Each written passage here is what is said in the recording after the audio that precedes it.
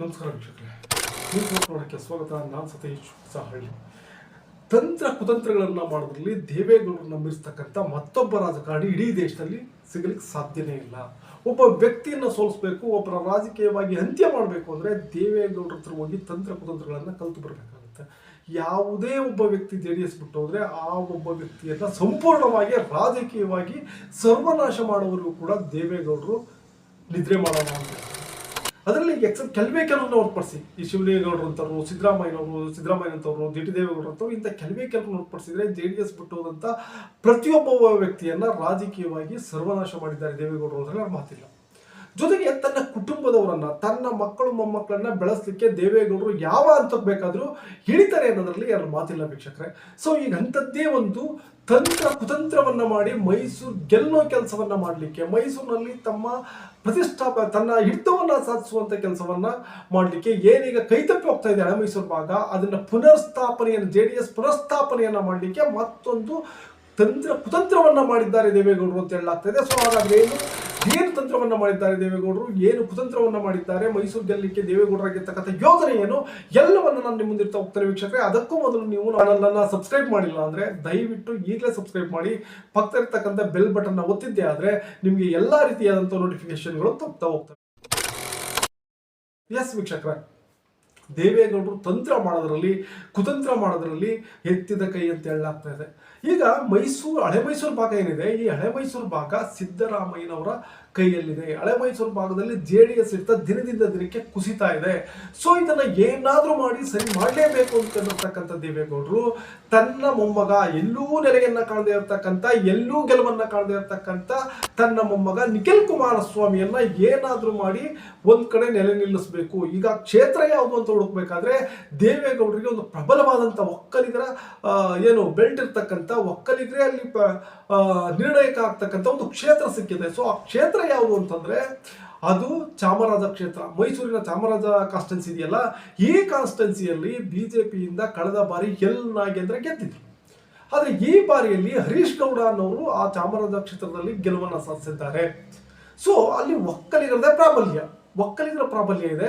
ಆದ್ರೆ ಈಗೇನಾಗಿದೆ ಅಲ್ಲಿ ಅಂದ್ರೆ ನಾಗೇಂದ್ರ ಮತ್ತೆ ಪ್ರತಾಪ್ ಸಿಂಹ ಇದ್ದಾರಲ್ಲ, ಇವರಿಬ್ರು ಕೂಡ ಕಚ್ಚಾಟದ್ದು ಇದ್ದಾರೆ. ಆ ಕ್ಷೇತ್ರ ನಾನು ನಿಲ್ತೇನೆ, ಆ ಕ್ಷೇತ್ರ ನನಗೆ ಟಿಕೆಟ್ ಬೇಕು ಅಂತ ಈಗಾಗಲೇ ಟವಲ್ ಇಟ್ಕೊಂಡು ನಿಂತಿದ್ದಾರೆ. ಇಬ್ರು ಕೂಡ ನನಗೆ ಆ ಸೀಟ್ ಬೇಕು, ನನಗೆ ಸೀಟ್ ಬೇಕು ಅಂತ ಟವಲ್ ಹಾಕ್ಲಿಕ್ಕೆ ರೆಡಿಯಾಗಿದ್ದಾರೆ.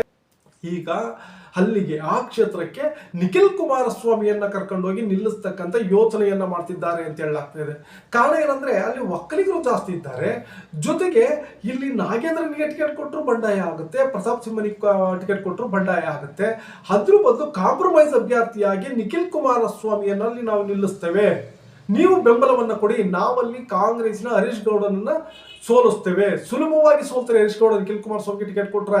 ಯಾಕೆ ಅಂತಂದ್ರೆ ಅಲ್ಲಿ ನಮ್ಮ ಸಮುದಾಯದ ವೋಟರ್ಸ್ ಹೆಚ್ಚಿದ್ದಾರೆ, ಒಕ್ಕಲಿಗ ವೋಟರ್ಸ್ ಜಾಸ್ತಿ ಇದ್ದಾರೆ. ಸೊ ಹಾಗಾಗಿ ನಾವು ಸುಲಭವಾಗಿ ಅಲ್ಲಿ ಗೆಲ್ತೇವೆ, ನೀವು ಬಿಜೆಪಿಯವರು ಬೆಂಬಲವನ್ನ ಕೊಟ್ಟಿದ್ದೇ ಆದ್ರೆ ನಾವು ಸುಲಭವಾಗಿ ಗೆಲ್ತೇವೆ ಅಂತ ಯೋಚನೆಯನ್ನ ದೇವೇಗೌಡರು ಮಾಡಿದ್ದಾರೆ ಅಂತ ಹೇಳಲಾಗ್ತಿದೆ ವೀಕ್ಷಕರೇ. ಸೊ ಹಾಗಾಗಿ ಏನು ಪ್ರತಾಪ್ ಸಿಂಹ ಒಂದ್ ಕಡೆ MP ಟಿಕೆಟ್ ಇರಲಿಲ್ಲ, ಜೊತೆಗೆ ಮತ್ತಿನ್ಯಾವುದೇ ಕ್ಷೇತ್ರ ಇಲ್ಲ, ನೆಕ್ಸ್ಟ್ ಕೂಡ ಅವರಿಗೆ MP ಟಿಕೆಟ್ ಸಿಗಲ್ಲ. ಈಗ ಯದುವೀರ್ ಒಡೆಯರ್ ಅಲ್ಲಿ ಗೆದ್ದಿರೋದ್ರಿಂದ ಮುಂದೆ ಕೂಡ ಪ್ರತಾಪ್ ಸಿಂಹನಿಗೆ ಟಿಕೆಟ್ ಸಿಗಲ್ಲ. ಸೊ ಪ್ರತಾಪ್ ಸಿಂಹನ ರಾಜಕೀಯ ಭವಿಷ್ಯ ಏನು, ಮುಂದೆ ಅವರ ರಾಜಕೀಯ ಜೀವನ ಏನು ಅಂತಂದ್ರೆ ಏನೂ ಇಲ್ಲ. ಕಾರಣ ಏನಂತಂದ್ರೆ ಪ್ರತಾಪ್ ಸಿಂಹನಿಗೆ ಕ್ಷೇತ್ರನೇ ಇಲ್ಲ ನಿಲ್ಲಿಕ್ಕೆ ಟಿಕೆಟ್ ಕೇಳಲಿಕ್ಕೆ ಕ್ಷೇತ್ರ ಇಲ್ಲ. ಸೊ ಹಾಗಾಗಿ ಒಕ್ಕಲಿಗರ ಪ್ರಾಬಲ್ಯ ಇರ್ತಕ್ಕಂಥ ಕ್ಷೇತ್ರ ಅಂದ್ರೆ ಮೈಸೂರಲ್ಲಿ ಅದು ಚಾಮರಾಜ ಕ್ಷೇತ್ರ. ಅಲ್ಲಿ ಟಿಕೆಟ್ ಅನ್ನ ಕೇಳಿ ಟ್ರೈ ಮಾಡಿ ಏನಾದ್ರೂ ಮಾಡಿ ಟಿಕೆಟ್ ತರೋಣ ಅಂತ ಹೋರಾಟ ಮಾಡ್ತಾ ಇದ್ರೆ ದೇವೇಗೌಡರಿಗೆ ಇಬ್ಬರ ಮಧ್ಯದಲ್ಲಿ ಮೂರನೇವರಾಗಿ ಬಂದು ನಿಲ್ತಾ ಇದ್ದಾರೆ. ಸೊ ಆ ಕ್ಷೇತ್ರ ಕೂಡ ಪ್ರತಾಪ್ ಸಿಂಹನ ಕೈ ತಪ್ಪೋದು ಗ್ಯಾರಂಟಿ ಅಂತ ಹೇಳಲಾಗ್ತಾ ಇದೆ. ಒಂದು ಕಡೆ ತನ್ನ ಮೊಮ್ಮಗನನ್ನ ಬೆಳೆಸಲಿಕ್ಕೆ ಪ್ರತಾಪ್ ಸಿಂಹನನ್ನ ತುಳಿಯುವಂತ ಕೆಲಸವನ್ನ ದೇವೇಗೌಡರು ಮಾಡಿದ್ರು ಅಂತ ಹೇಳಲಾಗ್ತಾ ಇದೆ. ಕಳೆದ ಬಾರಿ MP ಟಿಕೆಟ್ ಅಲ್ಲೂ ಕೂಡ ದೇವೇಗೌಡರ ಕೈವಾಡ ಇದೆ. ಪ್ರತಾಪ್ ಸಿಂಹನಿಗೆ MP ಟಿಕೆಟ್ ಕೈ ತಪ್ಪಲಿಕ್ಕೂ ಕೂಡ ದೇವೇಗೌಡರೇ ಕಾರಣ ಅಂತ ಹೇಳಲಾಗ್ತಿದೆ. ಕಾರಣ ಏನಂದ್ರೆ ನೆಕ್ಸ್ಟ್ ಜನರೇಷನ್ ಅಲ್ಲಿ ತನ್ನ ಮಗನಿಗೆ ಪ್ರತಾಪ್ ಸಿಂಹ ಎದುರಾಳಿ ಅಂತ ಯೋಚನೆಯನ್ನ ಮಾಡ್ತಾರೆ. ಈಗಾಗಲೇ ಪ್ರತಾಪ್ ಸಿಂಹ ಒಂದು ರೀತಿಯಲ್ಲಿ ಹಳೆ ಮೈಸೂರು ಭಾಗದಲ್ಲಿ ಒಕ್ಕಲಿಗ ನಾಯಕ ಅನ್ನೋ ರೀತಿಯಲ್ಲಿ ಬೆಳೆಯಲಿಕ್ಕೆ ಆರಂಭಿಸಿದ್ರು. ಯಾವಾಗ ಪ್ರತಾಪ್ ಸಿಂಹ ಒಕ್ಕಲಿಗ ನಾಯಕ ಅನ್ನೋ ರೀತಿಯಲ್ಲಿ ಬೆಳೆಯಲಿಕ್ಕೆ ಆರಂಭಿಸಿದ್ರು, ಇದು ದೇವೇಗೌಡರ ಕಣ್ಕುಟ್ಟಿತ್ತು. ಸೊ ಹಾಗಾಗಿ ಅಲ್ಲಿ ಪ್ರತಾಪ್ ಸಿಂಹನ ಬದಲು ಈಗ ನಿಖಿಲ್ ಕುಮಾರಸ್ವಾಮಿಯನ್ನು ತಂದು ನಿಲ್ಲಿಸುವ ಮುಖಾಂತರ ಅಲ್ಲಿ ಒಕ್ಕಲಿಗರ ಹಿಡಿತದಲ್ಲಿರ್ತಕ್ಕಂಥ ಕ್ಷೇತ್ರದಲ್ಲಿ ಸುಲಭವಾಗಿ ಜಯಗಳಿಸುವ ಮುಖಾಂತರ ಹಳೆ ಮೈಸೂರು ಭಾಗ, ಚಾಮರಾಜನಗರ, ಮೈಸೂರು, ಮಂಡ್ಯ, ಹಾಸನ ಈ 4 ಕ್ಷೇತ್ರಗಳ ಹಿಡಿತವನ್ನ ಸಾಧಿಸಬಹುದು ನಿಖಿಲ್ ಕುಮಾರಸ್ವಾಮಿ ಅನ್ನೋ ಯೋಚನೆಯನ್ನ ಮಾಡಿದ್ದಾರೆ. ಅದೆಲ್ಲದರ ಜೊತೆಗೆ ತನ್ನ ಮೈಸೂರಲ್ಲಿ ತನ್ನ ಪಕ್ಷಕ್ಕೆ ಮಗ್ಗಲು ಮುಳ್ಳಾಗಿರುವ ಒಂದು ರೀತಿಯಲ್ಲಿ JDS ಅಲ್ಲೇ ಇದ್ದು JDS ನಾಯಕರನ್ನ ಬೈತಾ ಡಿ ಕೆ ಶಿವಕುಮಾರ್ ಮತ್ತೆ ಸಿದ್ದರಾಮಯ್ಯ ಅವರನ್ನ ಹೊಗಳಿಕೆಳ್ತಿರ್ತಾ ಇರ್ತಕ್ಕಂಥ JDS ಒಳಗಡೆ ಇದ್ದು JDS ಕಾರ್ಯಕ್ರಮಗಳಲ್ಲೂ ಕೂಡ ಸಿದ್ದರಾಮಯ್ಯ ಪರವಾಗಿ ಮಾತನಾಡ್ತಕ್ಕಂಥ ಹೌಸ್ ಒಳಗಡೆ ಕೂತು ಸಿದ್ದರಾಮಯ್ಯ ಅವ್ರನ್ನ ಹೊಗಳ್ತಕ್ಕಂಥ ನಾಡ ಹಬ್ಬ ದಸರಾದಲ್ಲಿ ಸಿದ್ದರಾಮಯ್ಯ ಅವರ ಪರ ಬ್ಯಾಟಿಂಗ್ ಮಾಡಿದಂತ GT ದೇವೇಗೌಡರನ್ನ ಏನಾದ್ರೂ ಮಾಡಿ ರಾಜಕೀಯವಾಗಿ ಮುಗಿಸ್ಬೇಕು ಅನ್ನೋ ಯೋಚನೆಯನ್ನ ದೇವೇಗೌಡರು ಮಾಡಿದ್ದಾರೆ. ಸ್ಕೆಚ್ ಅನ್ನ ದೇವೇಗೌಡರು ಹಾಕಿದ್ದಾರೆ ಅಂತ ಹೇಳಲಾಗ್ತಿದೆ. ಸೊ ಆ ಕಾರಣಕ್ಕೇನೆ ಆ ಒಂದು ಕ್ಷೇತ್ರ ಏನು ಚಾಮುಂಡೇಶ್ವರಿ ಕ್ಷೇತ್ರ ಇದೆಯಲ್ಲ, ಇದು ಸಿದ್ದರಾಮಯ್ಯನ ತವರು ಕ್ಷೇತ್ರ. ಈ ಕ್ಷೇತ್ರದಲ್ಲಿ ಚಾಮುಂಡೇಶ್ವರಿ ಕ್ಷೇತ್ರದಲ್ಲಿ GT ದೇವೇಗೌಡರು ಸಿದ್ದರಾಮಯ್ಯ ಮುಖ್ಯಮಂತ್ರಿ ಆಗಿದ್ದಾಗಲೇ ಹೋಗಿ ಅವರನ್ನ ಸೋಲಿಸಿದ್ರು. ಮುಖ್ಯಮಂತ್ರಿ ಆಗಿದ್ದಾಗ 2013 ಮುಖ್ಯಮಂತ್ರಿ ಆಗ್ತಾರೆ. 2018 ಚುನಾವಣೆಯಲ್ಲಿ GT ದೇವೇಗೌಡರು ಸಿದ್ದರಾಮಯ್ಯನನ್ನ ಚಾಮುಂಡೇಶ್ವರಿ ಕ್ಷೇತ್ರದಲ್ಲಿ ಸೋಲಿಸ್ತಾರೆ. GT ದೇವೇಗೌಡರು ಒಂದು ರೀತಿ ಸಿದ್ದರಾಮಯ್ಯ ಸೋಲಿಸಿದ ನಂತರ 2018ರಲ್ಲಿ ಅವರು JDS ಇಂದ ಅಂತರವನ್ನ ಕಾಯ್ಕೊಂಡಿದ್ರು. ಆದ್ರೆ 2023ರಲ್ಲಿ ಕಾಂಗ್ರೆಸ್ ಹೋಗೇ ಬಿಟ್ರು GT ದೇವೇಗೌಡರು ಅನ್ಬೇಕಾದ್ರೆ GT ದೇವೇಗೌಡರಿಗೆ ಏನಾಯ್ತು ಅಂತಂದ್ರೆ ಇಲ್ಲಿ ಕಾಂಗ್ರೆಸ್ ಅಲ್ಲಿ ಅವರ ಮಗನಿಗೆ ಟಿಕೆಟ್ ಕೊಡಲಿಲ್ಲ. ಕಾರಣ ಏನಂದ್ರೆ ಹುಣಸೂರಲ್ಲಿ ನನ್ನ ಮಗನಿಗೆ ಟಿಕೆಟ್ ಕೊಡಬೇಕು, ಚಾಮುಂಡೇಶ್ವರಿಯಲ್ಲಿ ನನಗೆ ಟಿಕೆಟ್ ಕೊಡಬೇಕು, ಹಾಗಾದ್ರೆ ಮಾತ್ರ ನಾನು ಕಾಂಗ್ರೆಸ್ಸಿಗೆ ಬರ್ತೀನಿ ಅನ್ನೋ ಒಂದು ವಿಚಾರವನ್ನ ಮುಂದಿಟ್ರು. ಆದ್ರೆ ಹುಣಸೂರಲ್ಲಿ ಮಗನಿಗೆ ಟಿಕೆಟ್ ಕೊಡ್ಲಿಕ್ಕಾಗಲ್ಲ, ಚಾಮುಂಡೇಶ್ವರಿಯಲ್ಲಿ ನಿಮಗೆ ಟಿಕೆಟ್ ಕೊಡ್ತೇವೆ ಅನ್ನೋ ಮಾತನ್ನ ಕಾಂಗ್ರೆಸ್ ಹೇಳಿದ್ರಿಂದ GT ದೇವೇಗೌಡರು ಕಾಂಗ್ರೆಸ್ ಹೋಗಿರಲಿಲ್ಲ. 2010ರಲ್ಲಿ ದೇವೇಗೌಡರು ಕಾಂಪ್ರಮೈಸ್ ಮಾಡುವ ಮುಖಾಂತರ GT ದೇವೇಗೌಡರಿಗೆ ಪುನಃ JDS 2023ರಲ್ಲಿ ಟಿಕೆಟ್ ಕೊಡ್ತು. ಆಗಲೂ ಕೂಡ ಸುಲಭವಾಗಿ ಮಾವನಹಳ್ಳಿ ಸಿದ್ದೇಗೌಡ ಏನು JDS ಇಂದ ಹೋಗಿ ಕಾಂಗ್ರೆಸ್ ಇಂದ ಅಭ್ಯರ್ಥಿಯಾಗಿದ್ರು ಮಾವನಹಳ್ಳಿ ಸಿದ್ದೇಗೌಡರ ವಿರುದ್ಧ ಸುಲಭವಾಗಿ GT ದೇವೇಗೌಡರು ಜಯವನ್ನ ಸಾಧಿಸಿದ್ರು. ಹಾಗಾಗಿ ಈಗ ಏನಾದ್ರೂ ಮಾಡಿ ಮತ್ತೆ ಪುನಃ ಅವರು ಕಾಂಗ್ರೆಸ್ ಮತ್ತೆ ಒಂದು ಹೆಜ್ಜೆ ಹೊರಗಡೆ ಇಟ್ಟಿದ್ದಾರೆ. JDS ಒಂದು ಹೆಜ್ಜೆಯನ್ನು ಹೊರಗಡೆ ಇಟ್ಟಿದ್ದಾರೆ. ಯಾವಾಗ ಬೇಕಾದ್ರೂ ಅವ್ರು ಕಾಂಗ್ರೆಸ್ಗೆ ಹೋಗ್ಬೋದು ಅನ್ನೋ ಸ್ಥಿತಿಯಲ್ಲಿ ದೇವೇಗೌಡರು ಇದ್ದಾರೆ. ಸೊ ಹಾಗಾಗಿ ಆ ಒಂದು ಕ್ಷೇತ್ರಕ್ಕೆ GT ದೇವೇಗೌಡರನ್ನ ರಾಜಕೀಯವಾಗಿ ಸಂಪೂರ್ಣವಾಗಿ ಮುಗಿಸಬೇಕು ಅನ್ನೋ ಯೋಚನೆಯನ್ನು ಮಾಡಿರ್ತಕ್ಕಂಥ ದೇವೇಗೌಡರು ಆ ಕ್ಷೇತ್ರಕ್ಕೆ ಸಾರಾ ಮಹೇಶನ್ನ ಕರ್ಕೊಂಡ್ಬಂದು ನಿಲ್ತಕ್ಕಂಥ ಯೋಚನೆಯನ್ನು ಮಾಡಿದ್ದಾರೆ. ಸಾರಾ ಮಹೇಶ್ ಕೂಡ KR ನಗರದಲ್ಲಿ ರವಿಶಂಕರ್ ವಿರುದ್ಧ ಮುಂದಿನ 2028 ಚುನಾವಣೆಯಲ್ಲಿ ಗೆಲ್ಲ ತೀರ್ಮಾನ ಆಗಿದೆ. ಕಾರಣ ಏನಂದ್ರೆ ಯಾವುದೇ ಕಾರಣಕ್ಕೂ ಆ ಕ್ಷೇತ್ರದಲ್ಲಿ ಇನ್ನ ಸಾರಾ ಮಹೇಶ್ ಗೆಲ್ಲಿಕ್ಕೆ ಸಾಧ್ಯ ಇಲ್ಲ. ರವಿಶಂಕರ್ 2028ಕ್ಕೂ ಕೂಡ ಗೆಲ್ತಾರೆ ಅಂತ ಹೇಳಲಾಗ್ತಾ ಇದೆ.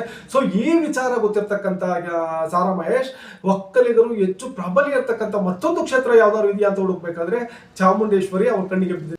JDS ವೋಟರ್ ಸೋಲ್ ಹೆಚ್ಚಿದ್ದಾರೆ. ಹಾಗಾಗಿ ಆ ಕ್ಷೇತ್ರದಲ್ಲಿ ನಿಂತಿದ್ದೆ ಆದ್ರೆ ನಾನು ಸುಲಭವಾಗಿ ಗೆಲುವನ್ನ ಕಾಣಬಹುದು ಅನ್ಕೊಂಡಿರ್ತಕ್ಕಂಥ ಸಾರಾ ಮಹೇಶ್ ಅವರು ಒಂದು ದೇವೇಗೌಡರ ಮಾತನ್ನ ಕೇಳಿ ಚಾಮುಂಡೇಶ್ವರಿಯಲ್ಲಿ ಈಗಾಗಲೇ ಚಾಮುಂಡೇಶ್ವರಿ ಕ್ಷೇತ್ರಕ್ಕೆ ಇಟ್ಟಿದ್ದಾರೆ ಅಂತ ಹೇಳಲಾಗ್ತದೆ. ಜೊತೆಗೆ ಅಲ್ಲಿ ಮಾವನಹಳ್ಳಿ ಸಿದ್ದೇಗೌಡರ ಜೊತೆ ಕೂಡ ಈಗಾಗಲೇ ಮಾತುಕತೆ ನಡೆಸಿರ್ತಕ್ಕಂಥ ಸಾರಾ ಮಹೇಶ್ ವಾಪಸ್ ಅವರನ್ನ JDS ಕರ್ಕೊಂಡ್ ಬರ್ಲಿಕ್ಕೆ, ಜೊತೆಗೆ ಏನಲ್ಲಿ JDS ನಾಯಕರುಗಳಿದ್ರು ಸ್ಥಳೀಯ ನಾಯಕರು ಅಥವಾ ಕಾರ್ಯಕರ್ತರು ಅವ್ರ ಜೊತೆ ಎಲ್ಲ ಸಭೆಯನ್ನ ಮಾಡುವ ಮುಖಾಂತರ ಅವ್ರ ಜೊತೆ ಸೀಕ್ರೆಟ್ ಮೀಟಿಂಗ್ ಗಳನ್ನ ಮಾಡುವ ಮುಖಾಂತರ GT ದೇವೇಗೌಡರನ್ನ ಸೋಲಿಸ್ಲಿಕ್ಕೆ GT ದೇವೇಗೌಡರ ರಾಜಕೀಯವನ್ನ ಕೊನೆಗೊಳಿಸಲಿಕ್ಕೆ ಪ್ರಯತ್ನವನ್ನ ಪಡ್ತಾ ಇದ್ದಾರೆ ಅಂತ ಹೇಳಲಾಗ್ತಾ ಇದೆ. ವೀಕ್ಷಕರೇ, ಒಟ್ಟಾರೆಯಾಗಿ ದೇವೇಗೌಡರ ವಿರೋಧಿಗಳು ಅಥವಾ ದೇವೇಗೌಡರ ವಿರೋಧ ಅಂತ JDS ಅಲ್ಲೇ ಇದ್ದು ಅಥವಾ ಪಾರ್ಟಿಯನ್ನ ಬಿಡ್ತಕ್ಕಂಥ ಯೋಜನೆಯನ್ನ ಮಾಡಿದವರು ರಾಜಕೀಯವಾಗಿ ಬೆಳೆಯೋದು ಅಷ್ಟು ಸುಲಭ ಅಲ್ಲ. ಒಂದು ವೇಳೆ GT ದೇವೇಗೌಡರು ಇದರಿಂದ ಹೊರಗಡೆ ಬರ್ತಾರ.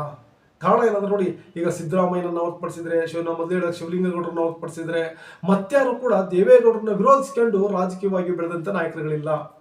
ಎಲ್ಲರೂ ಕೂಡ JDS ಬಿಟ್ಟು ಹೋದಂಥ ಪ್ರತಿಯೊಬ್ಬ ನಾಯಕ ಕೂಡ PGR ಸಿಂಧಿಯಾ ಸೇರಿದಾಗೆ ಬಚ್ಚೇಗೌಡ ಸೇರಿ ಪ್ರತಿಯೊಬ್ಬರು ಕೂಡ ರಾಜಕೀಯವಾಗಿ ಸಂಪೂರ್ಣವಾಗಿ ಒಂದು ಮಂಕಾಗಿ ಹೋಗಿದ್ದಾರೆ. ಆದರೆ ಸಿದ್ದರಾಮಯ್ಯ ಮಾತ್ರ, ಶಿವಲಿಂಗೇಗೌಡ, ಸಿದ್ದರಾಮಯ್ಯ ಅಂತ ಕೆಲವು ನಾಯಕರುಗಳು ಮಾತ್ರ ರಾಜಕಾರಣದಲ್ಲಿ ದೇವೇಗೌಡರನ್ನ ವಿರೋಧಿಸಿ ಹೊರಗಡೆ ಹೋದ್ರು ಕೂಡ ಅವರು ಬೆಳೆದು ನಿಂತಿದ್ದಾರೆ. ವೀಕ್ಷಕರೇ, ಸೊ GT ದೇವೇಗೌಡರು ಇದರಲ್ಲಿ ಯಾವ ಸಾಲಿಗೆ ಸೇರ್ತಾರೆ? GT ದೇವೇಗೌಡರು ಇದರಲ್ಲಿ ಸಿದ್ದರಾಮಯ್ಯ ಸಾಲಿಗೆ ಸೇರ್ತಾರ ಅಥವಾ ಸಮಾಧಿಯಾದಂಥವ್ರ ಸಾಲಿಗೆ ಸೇರ್ತಾರ? ಜೊತೆಗೆ ನಿಖಿಲ್ ಕುಮಾರಸ್ವಾಮಿ ಚಾಮರಾಜ ಕ್ಷೇತ್ರದಲ್ಲಿ ನಿಂತಿದ್ದೆ ಆದರೆ ಸುಲಭವಾಗಿ ಜಯವನ್ನ ಗಳಿಸಿ ತನ್ನ ಹಿಡಿತವನ್ನ ಸಾಧಿಸ್ತಾರ. ಈಗಾಗಲೇ 3 ಕಡೆ ಸೋತಿರ್ತಕ್ಕಂಥ ನಿಖಿಲ್ ಕುಮಾರಸ್ವಾಮಿ 4ನೇ ಗೆಲುವು ಚಾಮರಾಜ ಕ್ಷೇತ್ರದಲ್ಲಿ ಸಿಗುತ್ತಾ? ಒಂದು ವೇಳೆ ನಿಖಿಲ್ ಕುಮಾರಸ್ವಾಮಿಗೆ ಟಿಕೆಟ್ ಕೊಟ್ರೆ ಪ್ರತಾಪ್ ಸಿಂಹ ನಾಗೇಂದ್ರ ಸುಮ್ಮನಿರ್ತಾರ, ಅವರು ಬಂಡಾಯವನ್ನು ಹೇಳಲ್ವಾ?